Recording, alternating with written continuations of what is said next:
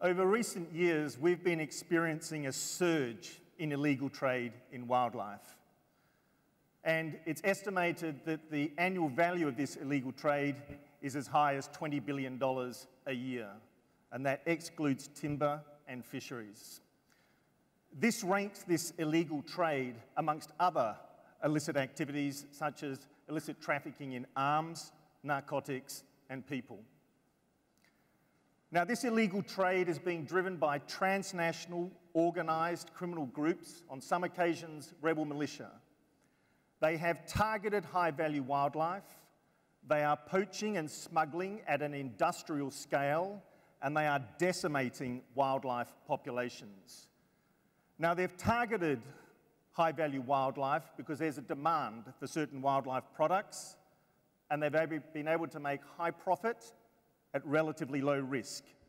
But thankfully, this high profit, low risk scenario is changing as a result of stronger laws, better enforcement, targeted demand reduction strategies, a deeper engagement with local communities in the private sector, and the deployment of modern technologies.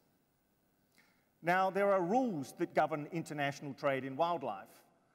They are governed by an international convention, a legally binding convention that was agreed back in 1973 in Washington, DC. It's called CITES, sometimes called the Washington Convention. And it sets the international rules that these criminal syndicates are trying to avoid. The UN World Wildlife Crime Report released last year says that products coming from over 7,000 species of wild animals and plants are found in illegal trade across all regions. This includes illegal trade in certain specimens that cannot be commercially traded under CITES rules, such as elephant ivory, rhino horn, tiger parts. But it also affects certain species that can lawfully be traded under CITES, such as python skins, corals, the timber of the rosewood, provided you first get the permits that certify that they were taken legally and sustainably. Now, this illegal trade is not just having an impact on wildlife, it is having a devastating impact on local communities and their ability to achieve sustainable development. These criminal gangs are corrupting local officials. They are recruiting and arming poachers. They are causing instability. They are killing and injuring rangers in the field. And you know what else they're doing? They are depriving local communities of the opportunity to develop wildlife resources the way they would like to. For example, through wildlife-based tourism or through legal and sustainable trade where that is possible. Now, the difficulty here is that the legitimate use of wildlife can lift rural communities out of poverty, but this illegal trade puts them into a poverty spiral. Now, I want to give you some examples of the scale of the illegal trade. Over a period of just 3 years, it is estimated that over 100,000 African elephants were slaughtered for their ivory. And in some parts of Africa, in particular Central Africa, we are expecting imminent extinction if we cannot stop this. There are around 400,000 African elephants left and around 50,000 Asian elephants left on the planet. While we're here in China, I'd like to recognise the extraordinary efforts that China has gone to implement CITES and to address this issue of illegal trade in ivory. This photograph is from Dongjuan in China in 2014, where we had the first ivory crush here in China. And just last year, the Chinese government announced a very bold initiative that by the end of 2017, it will be closing all domestic ivory markets. The rhino, the situation with the poaching of rhino was pretty much under control back in 2006. There were about 60 rhinos poached across the African continent in that year, but then it started to increase. Until last year, there were more than 1,300 rhinos slaughtered on the African continent for their horn. Now, there are around 25,000 rhino left in Africa and about 3,500 rhino left in Asia. This rhino here is the last remaining northern white rhino on the planet. It's been given a name, Sudan, and it's in Olpejeta in Kenya, and it is under 24-hour armed guard. This animal, you may not recognize it. It's the pangolin. It's an anteater found across Asia and Africa. It has been significantly affected by the illegal trade, in fact, possibly more so than any other animal. The level of poaching of this animal reaches the hundreds of thousands. It is poached for its scales and for its meat. And in one seizure alone, 10 tons of pangolin meat was seized. That's the equivalent of 180 people of my weight in one seizure alone. And just last month, 7 tons of pangolin scales were seized. Rosewood. By value, the timber coming from rosewood is the most heavily illegally traded wildlife product. Now, in countries like Thailand, in the Thaplan National Park, where you have Siamese rosewood, the last large remaining Siamese rosewood tree has been wrapped in chains to stop poachers from getting to it. Now, the sad thing here is that you can legally trade rosewood under CITES trade rules. It's under strict trade rules. But these criminals do not want to get the permits to say they've taken them legally and sustainably. The vaquita. The vaquita is the world's smallest porpoise. It is being killed as people illegally fish for the totoaba. The totoaba, people are illegally fishing it for its bladder. And in the process, they're sweeping up the totoaba, the world's smallest porpoise. It's almost been driven to extinction. There are only 30 vaquita left on the planet. Now, I could go on, but I think you get the general idea. These transnational organised criminal gangs are driving our wildlife to extinction for the sake of their own profit at the expense of wildlife and local communities. But how do you beat them? It's really tough to know how to beat them. You have to deal with demand and supply. You have to work right across the illegal supply chain. You need a collective effort. And you must bring on board the agencies at international and national level that are responsible for combating transnational organised crime. And this is exactly what we've done. We have created the International Consortium on Combating Wildlife Crime, known by its acronym IQIC, where we have Interpol, the UN Office of Drugs and Crime, the World Customs Organization, working with us to combat illegal wildlife trade. And they are fully committed. And they are rolling out the same tools and techniques used to combat other serious crimes. But an enforcement effort alone is not going to win the day. You also must engage with local communities and with the private sector. Let's just look at an example with the private sector, the transport sector. There are over 500 million shipping containers whizzing around the globe every year, 1.2 billion tourist arrivals, 100,000 flights are taking off a day. We can shift products from one corner of the earth to the other in no time, which is a good thing. But you can shift them whether they're legally or illegally acquired. Now, the sad news is that these organised criminal gangs are using legitimate forms of transport to transport their contraband. The good news is that through an inspired initiative of His Royal Highness the Duke of Cambridge, Prince William, we've been able to bring the transport sector together to work with us to say, how can the transport sector assist in combating illegal wildlife trade? And we've now got somewhere between 50 and 60 companies have signed up to a declaration called the Buckingham Palace Declaration, because that's where we signed off on it. And they've agreed to a zero-tolerance policy to illegal trade in wildlife, to educate their staff, inform their customers, and to help be eyes and ears for customs and police. One of the champions of this has been Sir Tim Clark, the President of Emirates, and he also painted 4 of his A380s with wildlife to show his level of commitment to combating illegal wildlife trade. We've also reached out to the travel and tourism sector. I had an opportunity to address the global summit of the World Travel and Tourism Council just last month. And we've asked them to do the same as what we've asked of the transport sector, but with one difference. Wildlife-based tourism relies upon wildlife. And what we've asked the tourism sector to do is say, when you are looking at a wildlife-based tourism venture, many of which are in remote areas, please invest in, engage in, support and generate employment for local communities. Because experience shows that when local communities have a vested interest in wildlife, they will be the best protectors of that wildlife. And that's exactly what I saw during a recent trip to the Northern Rangelands Trust in Kenya, where local people are being directly engaged in this conservation effort.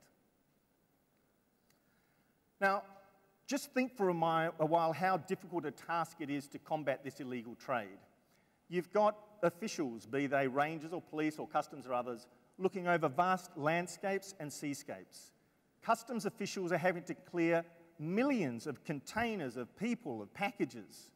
You have lawyers, prosecutors trying to find some hard evidence from somewhere to sustain a conviction. You have inspectors that are having to inspect markets both online and on the ground. It's a question of scale. Finding contraband can be like trying to find a needle in a haystack. Getting the right evidence can be very difficult. So how do we go about dealing with these issues of scale? And this is where technology has a role. It is critical that if we're going to win this fight, we deploy the best available technology to assist us in this effort. And the reality is that the deployment of modern technologies is going to be a game changer in this fight. Always remembering that the first thing we have to do is make sure that we have well-trained, well-equipped and well-remunerated officials. Customs, police, rangers and others. If we don't have them and they're unable to deploy this, then there's no point moving to the technology. First, make sure we've got the right human infrastructure in place. Now here in this slide is just an example of some of the technologies that are used. You can see a drone. Satellite technology is fantastic. If you want to get closer to the ground, you can use a drone. You have here a device that scans shipping containers. You can scan them for all sorts of contraband, including wildlife. If a container goes into the port of Dubai and goes into the Emirate of Dubai, 100% of containers are scanned, including for contraband coming from illegal trade in wildlife. Here we have an example where used mobile phones have been used to put on a tree in a forest to listen to what's happening in the forest, listen to the animals, hear gunshots, find out what's going on. And the top, that's perhaps my favorite. This is nature's technology. There is nothing more sophisticated than the sense of smell of a dog. And dogs still have a critical role to play in this fight.